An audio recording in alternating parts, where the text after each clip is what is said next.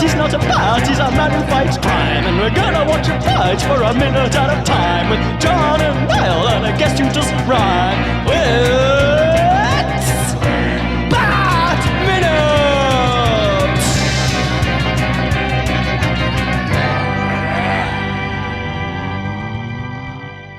Attention, citizens of fair Gotham, and welcome once again to Bat Minute Forever, the show that slaps your bonus button 3 days a week. I am one of your hosts, John Parker. And I am perpetually bobbing in a sea of chat. It is me, Niall McGowan. Hello. Hey. I will also say we cannot promise a bonus episode 3 days a week, but we do have a lot of bonus episodes on this show. Hey, yeah, you get plenty. Don't you be complaining, everybody. You get loads. But anyway, we are joined by a returning guest, a familiar voice, someone you may know. We have YouTuber Jessi Milestone. Hey, what's up, everybody? It's so good to be back. It is so good to be back. I've been waiting for this since the very first time you guys had me on for the credits of 89. That's right, yeah. This is... I think you were the first person to specify a minute for Batman Forever that you wanted. All those years ago. Oh, man. Yeah, weirdly, like the only other sort of minute anybody wanted was the one we keep mentioning all season where Dick Grayson is drying his laundry. So everyone wanted that, but this one went first. The laundry over the acrobatics to get into the Batcave itself, really? Yeah. Okay. Everybody was like, "Can I have that?" It's like, no, that was called straight away. Yeah. Yeah, no, I just want, arguably one of the greatest lines in cinema. Also say, Jessi, like you first came to my attention to bring you on the show because you put up a YouTube video quite a while ago declaring that Batman Forever is the best Batman movie. I did do that. It was a meant to offend. It was early on in the meant to offend series, and I stand by that. Yeah. Previously, and in general, when I'm going to do any sort of commentary on a film or whatnot, I like to brush up, rewatch it. I remember going back and watching 89 for this was the first time I'd seen that movie in a while, actually. But Batman Forever, I don't need to rewatch it ever because it's pretty much burned into my memory start to finish. And yet, just for fun, I threw it on yesterday because it does not take a lot to convince me to watch it again. I think that's something we've noticed all season, isn't it now? Like, you loved it already. I was kind of like, it's okay. But watching it minute by minute, I've really got a new appreciation for this. I haven't felt like any minute has been bad. We make a lot of fun of it, but, in a good way. There's a lot to make fun of, and a lot of it doesn't actually make any sense. But you just have to take that with but still, it's well made, though. Like, I still enjoy watching it. Oh, it's fun. It's fun as hell. And one of the things that I'll say for it, I think it buys into its own reality. And I think a lot of campy films, a lot of films that are going for its sort of stylized tone, don't do that. There's a judgment, either in the way the actors sort of sneer at their own lines or a tongue-in-cheek nature where, everyone's kind of looking at the camera, winking at it, and you lose out as the audience when the characters in the world don't buy into it. And there's this total believability.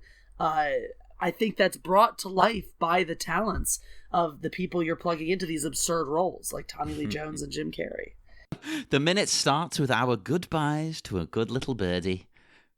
Maybe. And it ends with a battle under the high seas. That's like Bruce Wayne now, like a sigh of relief, like, whew, I took care of that kid for me. I'm just turning the jet around now, like, see ya. Yep, all of his problems are blown sky high here because the Batboat, or as we rechristened it, the Robin Rocket, has been destroyed, and presumably his sidekick along with him. Rest in peace, little bird. With another iconic and excellent line from this film, of course. You sunk my battleship. The thing is that this little interaction between Two-Face and the Riddler I could almost empathize with, like, apparently nightmare on set Tom Lee Jones and his being unable to sanction Jim Carrey's buffoonery. But the fact that he exclaims, like, "You sunk my battleship!" like as loud as he possibly can. Then Tom Lee Jones gets on a little like, "Who, me?" And then over the top of that, Jim Carrey has to be like, "Ah!" as if like he can't let the other guy have the spotlight for 1 second. Nope, it's a competition with these guys. One that Tommy Lee Jones doesn't want to be in. and yet it's funny because he can't help but steal the show, even in spite of reluctantly participating in the first place. Just his little commentary, some of my favorite parts, and you get a lot of this even moving forwards. Not to overstep my bounds, but into the minutes that are going to immediately follow mine too. His little like, "Huh," when he's reacting, and even in this, he's kind of Jim Carrey is forcing himself, into the lead, into the spotlight in these moments, and he does such a gracious job on screen, in spite of whatever's going on off screen, of kind of yielding that in the moment and just giving the cameras what they need, I guess. I was weirded out though. Maybe this was just me, but when Two-Face does his little "who, me?" like it looks ADR'd for one thing, and it's the way he's moving. People have brought up in this season a couple of times comparisons with the Power Rangers in this movie. Yeah. For some reason, he reminded me of a Power Rangers villain because it looked like that isn't coming out of his mouth in the moment. And it's a weird kind of bulky move he's doing. It's like he's almost in a giant rubber costume or something, the way he's carrying himself. And it's like, that's weird. I get that. And then later on in this very minute, there's another like, that's kind of like the Power Rangers too. But I never thought of it that way, but that kind of tonally it makes sense. I mean, it's sort of, and I wonder if that was something that the filmmakers looked at in moments where they needed to go grab ADR or plug some, do a little editing fix. If they had some freedom because of the over the top, kind of silliness. So like, oh, well, if this looks a little weird, or what if we just use this audio clip and this video clip and they don't quite match, but I think we can get away with it. Oh, that's weird though, because I think you put it on in the listener's cave during the week, John. The article about Tommy Lee Jones's relationship with Japan. He's a big weeb. Yeah, but like way back in Power Rangers originally, well, it was a Japanese show, right? Like the Americans then bought it and cut it up and redubbed it and stuff. But I was going through that article. I don't know if you know, Jessi, but like apparently Tommy Lee Jones, a man who cannot sanction Jim Carrey's buffoonery, is more than enthusiastic to sanction the buffoonery of doing adverts in Japan, where they have him doing baffling, crazy stuff, but with like stony-faced, grumpy-looking Tommy Lee Jones. Well, it's Japan, right? They have a reputation for basically they want a Westerner to promote a product because it sort of makes them look good, like, oh, we're international, and they will throw money at anyone. So I don't fault these big actors. Often do them in Japan because they'll get loads of money and no one here will see them. So do it. That's a good point. I think he was in a chain of adverts for something called Boss Coffee Rainbow Mountain. And it's an iced coffee drink, basically.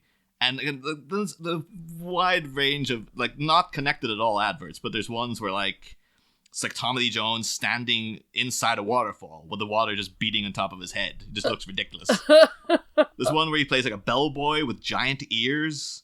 There's one where he's a security guard who starts doing like a Michael Jackson dance. There's one where he's like an 80s cop who's like chasing after a thief, and then he jumps in the air, starts flying through the air, and then lands on top of the crook, like sitting on his shoulders. That's how he subdues him. There's ones like, he's just dressed up as... There's one where he's like, he opens his jacket and a load of pigeons come out. And it's not like, that's CGI. It's like, no, they put live chickens in Tommy Lee Jones, or not chickens, pigeons, in Tommy Lee Jones' jacket. And he just had to stand there with his... And the thing is, throughout all of this, he doesn't look like he's enjoying himself. Like, he looks like, grumpy, just miserable, carved out of rock Tommy Lee Jones. God. But then the rest of the article emphasizes, like, he loves Japan. Like, he said it's the only place he'll go to promote his movies anymore. Like, he won't tour anywhere else in the world, but he'll go to Japan. And he had things like, they brought, like, after the earthquake, they had, like, relief efforts where they did, like, charity singles. And they had, like, a load of Japanese superstars came in to, like, do do a song together. And Tommy Lee Jones came in too. So there's footage of like all these Japanese singers and Tommy Lee Jones singing a line in the song. And he doesn't look like he's happy, and he's not a particularly good singer, but he showed up and he did it. It's like, apparently he did it for free. And it's like, oh, so that's maybe just unexpected things from Tommy Lee Jones, but They're very respectful, aren't they? I think that's probably what he appreciates. yeah, that's just weird though that he's just like he comes across like from what everything else we heard about him, it's like he cannot stand silliness.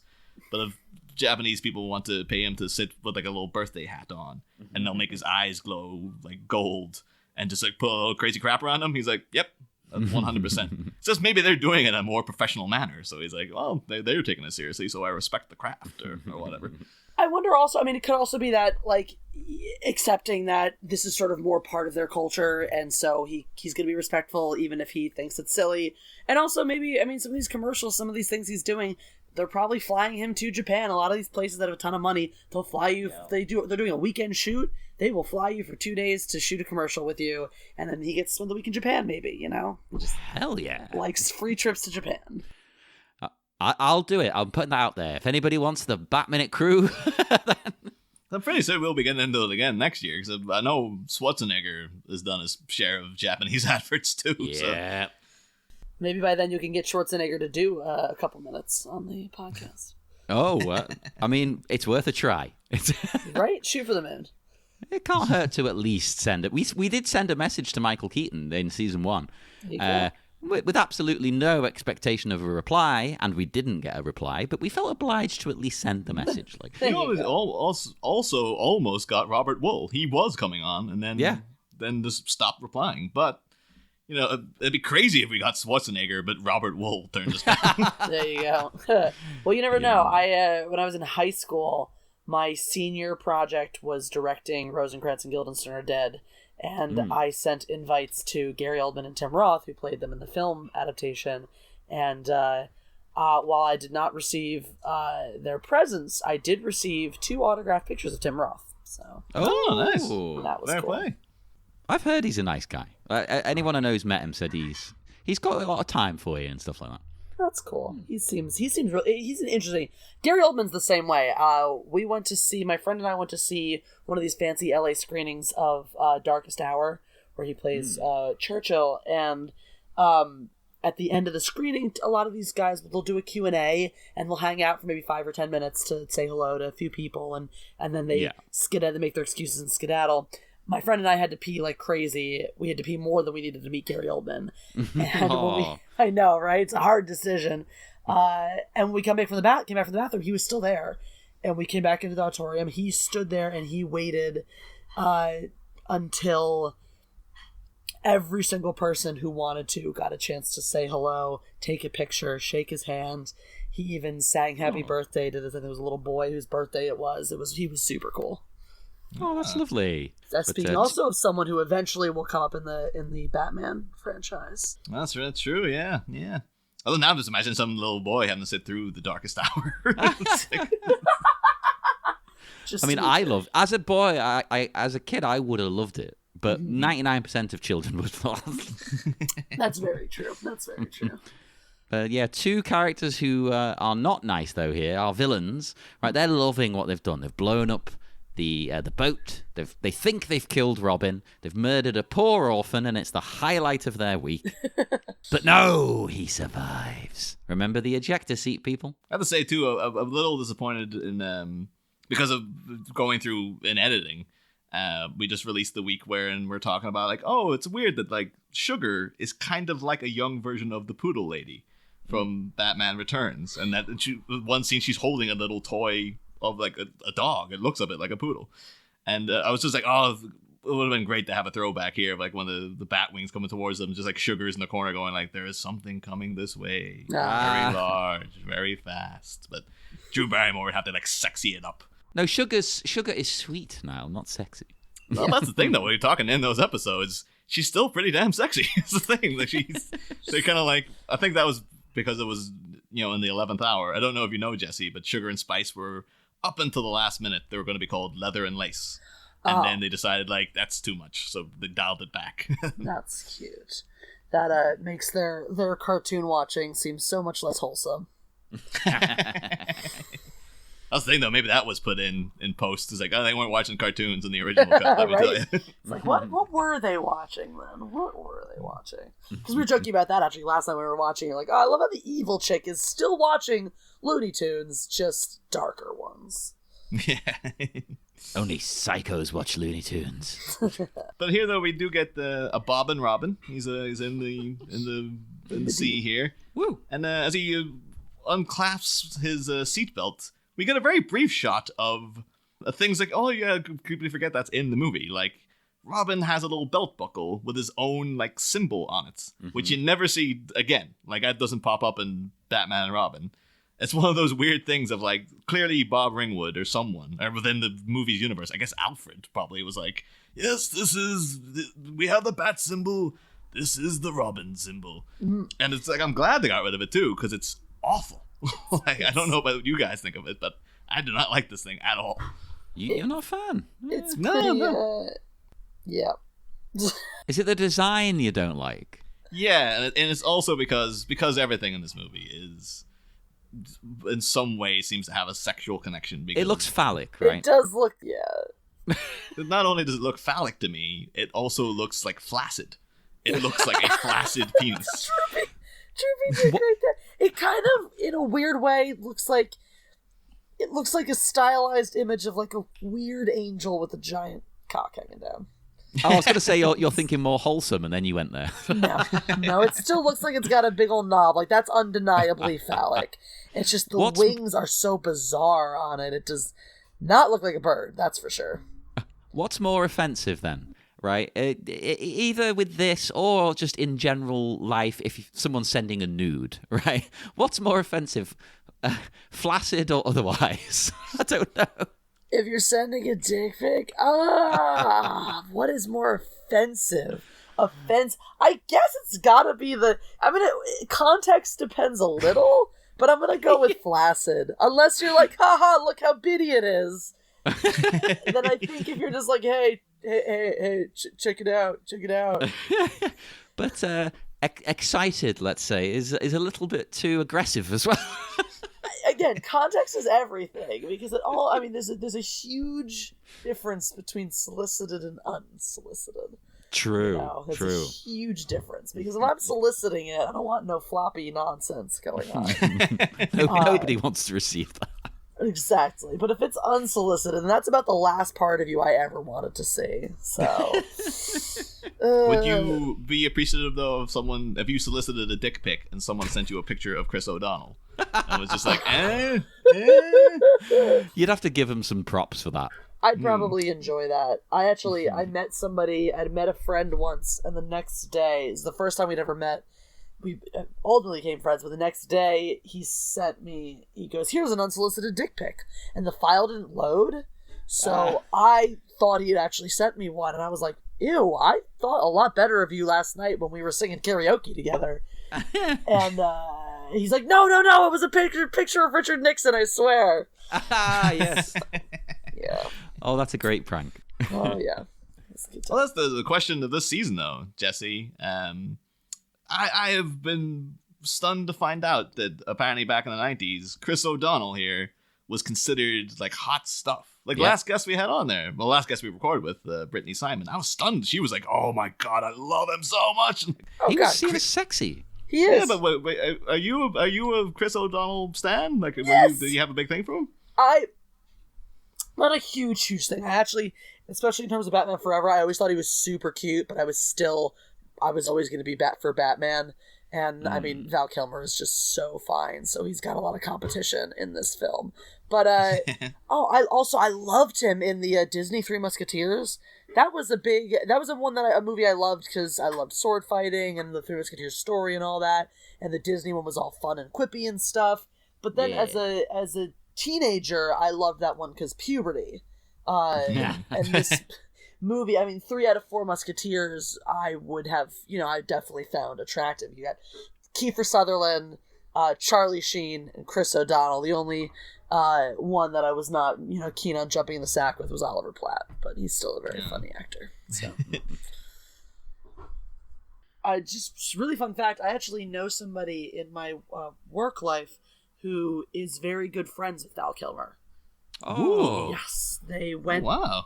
And I've actually seen like pictures, personal pictures he's taken on his phone of Val Kilmer, actually without a shirt on, and he has regained some of his fitness. Let me just say. Hey.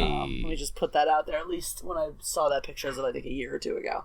So That's good to hear. Yeah. yes. Is there any hot gossip about like things going on in the Kilmer estate? Well, I don't know if you know this. He's really into pottery.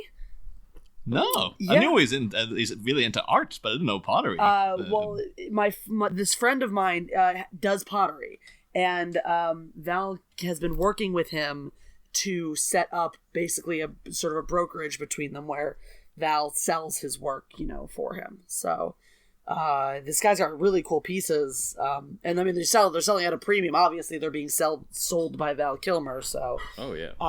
they're being sold at quite a premium. It's funny, he was showing us pictures of what he makes, and Jeff and I, we looked up what he sells them for. Jeff and I were like, we'd buy one of these, but we're not going to spend that kind of money. We don't have that kind of money to spend on a even a neat, nifty piece of pottery. But yeah, so it's really cool that he's stayed in touch with this college friend and or high school friend. I can't remember if they were college or high school, but and helps him out and is working with him on this big project. That's awesome. I think my favorite thing about this minute, actually, though, is a little thing that Val Kilmer is doing. In that, so Dick's now in the water, and then a harpoon goes flying past him. Turns out there's a bunch of frogmen waiting for him there already. Don't know if those guys just hang out in the water all day, or That was my question, right? I've got that here written down because I didn't want to forget it. Like, who had these guys on standby, right? Presuming they don't live in the water. See, I have the answer to that because I was thinking about this too. Of course, we all think about this, and last night was the first time I finally came up with the answer. Because I was actually it was a two-part thought earlier on in the film. I'm thinking, the whole point of sucking up all these brainwaves with the box is that the Riddler's trying to become the cleverest guy there is. He's getting smarter is the idea. Where do we see this showcased? Because he doesn't. There's very few. Okay, it's a really simple trick to have Sugar change the battery or put the battery back into the to the box. But where does he really outthink Batman or showcase his cleverness? I'm like, well, why not here?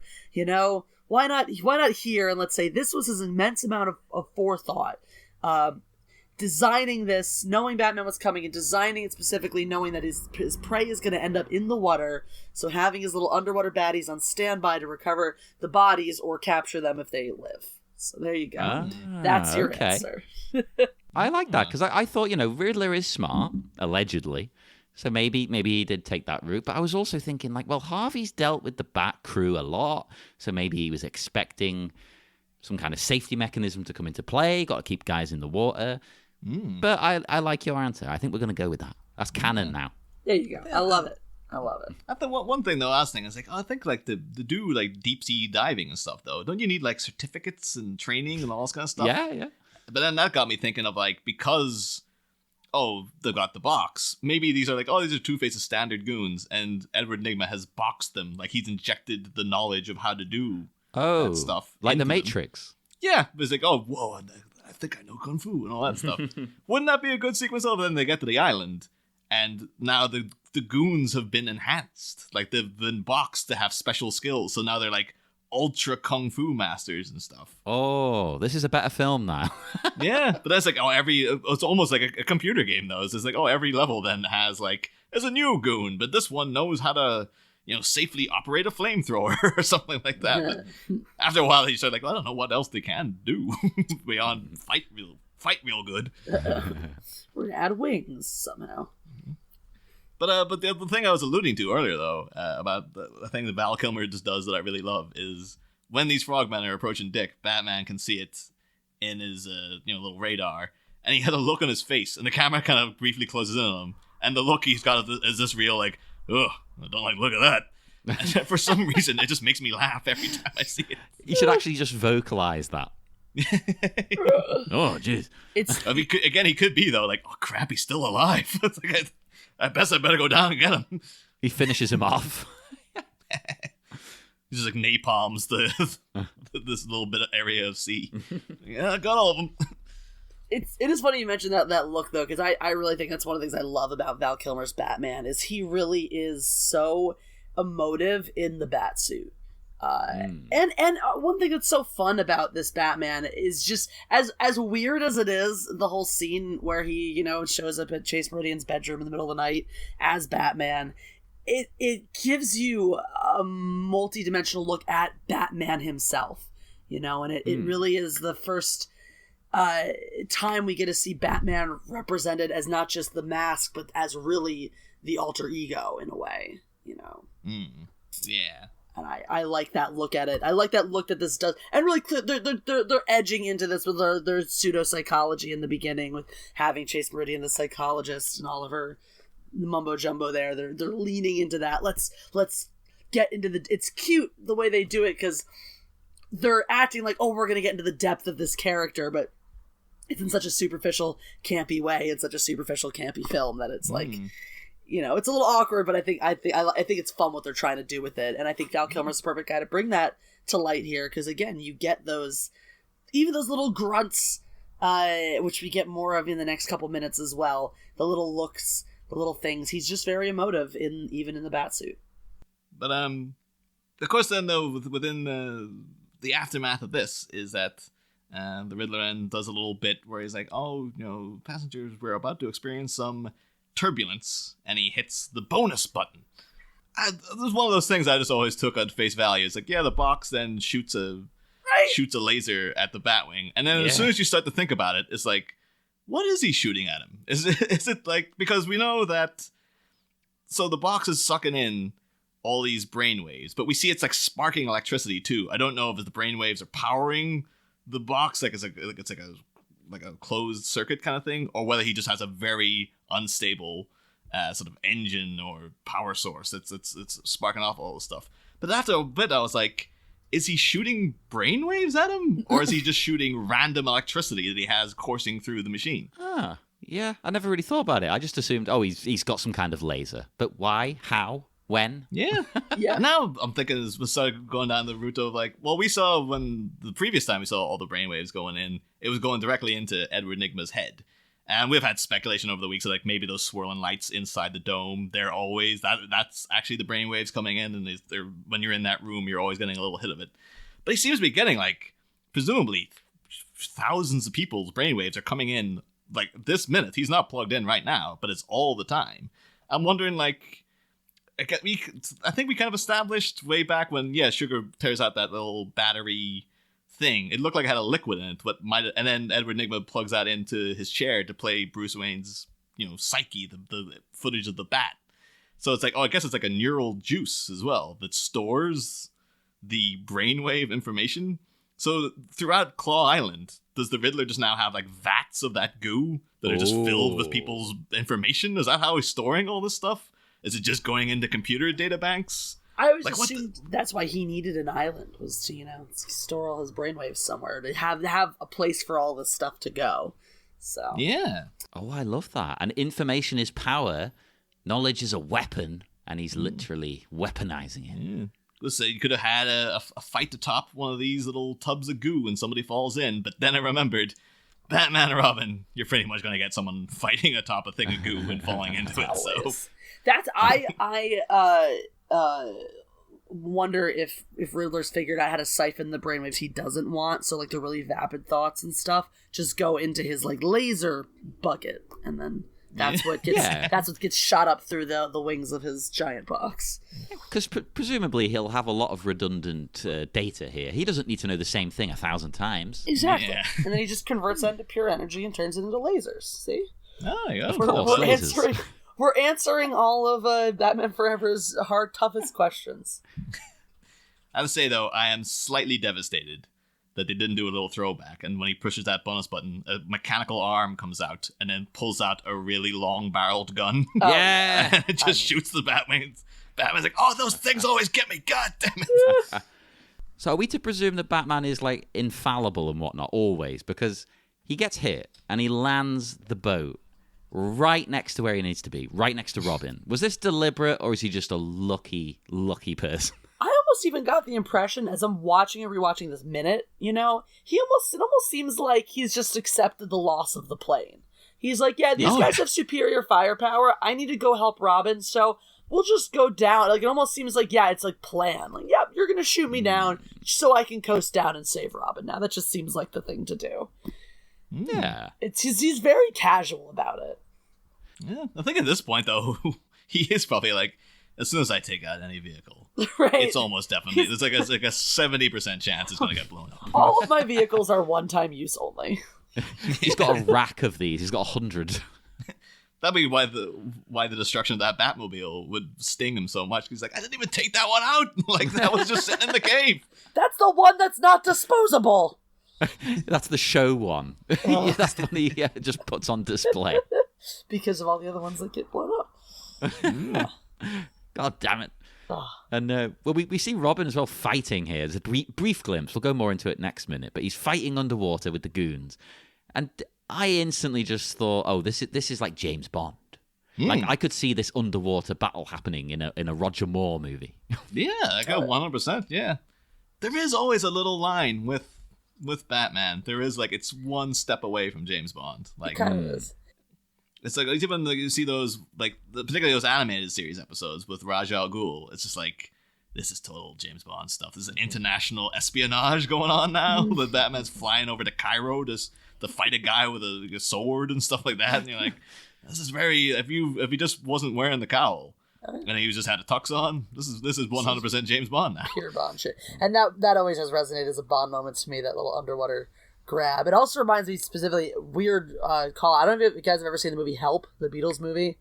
Oh, yeah. I love that film so much. That was what got me into the Beatles when I was 8. But that's great. There's so much in that film too that's paying homage to Bond, and they even borrow the music. And you're talking about a movie that was made right when Bond was first being made too. And there's a scene in that film towards the end where it's an underwater boat grab or underwater grab after jumping off a boat, where they're grabbing Ringo just before they. Oh yeah, I remember. They're wearing like the shark outfits. I always think of them with the Batman Forever. They both have a similar sort of just ridiculous heightened reality kind of tone to me. So. And now you said shark outfits. I wish we were calling these goons shark men, not frog men. Frog men still. Like, is this an actual proper term that's used in America? Because we don't really use that over here. We just say, I don't know, people swimming underwater. We don't have a word, frog men. For like an amphibious person? Like a really... Yeah, you just would describe what they're doing. Yeah, we would just say they're divers, I guess. Yeah. Maybe it's... Is it like a military term? Or, I don't know. I don't know. I hate it. I think, isn't it... Well, because, I don't know, aren't frogmen, aren't those usually French people? Maybe these guys could be French, we don't know. That's true. Maybe they're French divers. Maybe that's why. Maybe the Two-Face's henchmen could not dive. They didn't know how to, and the box was not perfected yet for downloading skills, so they just hired a bunch of French divers, and that's what it is. Outsourcing the foreign legion. That's the thing, though. Like, as I mentioned earlier in the episode, like, there's another little thing that reminded me of Power Rangers, and it's these guys, because they come along. They're quite chatty, considering like you can't talk in a deep sea, like when you're underwater in the diver outfit. No, you can't. But they come along, they're doing all this garbled chatting amongst themselves and stuff. And it remanded me of the putties. Yeah. From Power Rangers, because they used to just show up going like, blah, blah, blah, blah, just making random noises and stuff. And it's like, this is another... It turned out they had like a friggin' button on their chest that you just had to hit to defeat them. Like, I would not be surprised at this point. Oh, God, I forgot about that with the putties. Oh, my God, that's the stupidest thing ever. When you were a kid, and you get the toys and you could blow them apart. And it was so fun to do, but then you had to put them all back together, and that was a pain in the ass. Yeah, I had those toys. Does anyone remember the crash test dummies? Oh, that was exactly what I was thinking of. Those crash test dummies. Oh, fun. That was the same thing. That you'd smash them, and they had like a car and all kinds of stuff, and it would smash into a million pieces, and you're like, "That's so cool!" And then you spend 15 minutes putting it back together. They had a cartoon show as well, like a tie-in cartoon show. Yeah, I watched it. Dummies. I can't remember anything about it beyond the fact that it existed and I watched it. But it's just like, I think I remember it, but I don't remember characters or anything. Like, I can guarantee, as a huge fan as a child, right, I can guarantee it does not hold up these days. I promise you. I wouldn't be surprised. I also love this moment of him roping up the goons and rope, and sticking them on the buoy as another one of the pointed moments in this movie where the Batman doesn't kill people. And he has others with the henchmen, notably when he saves the guy from falling on the elevator shaft or in the opening, and which, just makes it all the more glaring when he does, because that's one of the things about this, and Jeff and I talked about this a little bit last night too, later on, again, not to overstep my bounds, Batman does cause the death of Two-Face in this, and, you ask the question, does he kill him? Is he really responsible, or does he just allow, Harvey to be his own demise, etc.? And for me, all the moments where you pointedly, because there's moments like, the guy falling in the elevator shaft, you can make the same argument. Throwing a net around guys and letting them drown underwater, you could make the same argument. But in both of those situations, he pointedly saves these nameless guys. He goes out of his way to save somebody whose death he could have inadvertently caused. So for me, that those moments, a moment like this one where he's going out of his way to make sure these guys don't die, even though they're going to still be uncomfortable, it highlights against him letting Harvey Dent kill himself.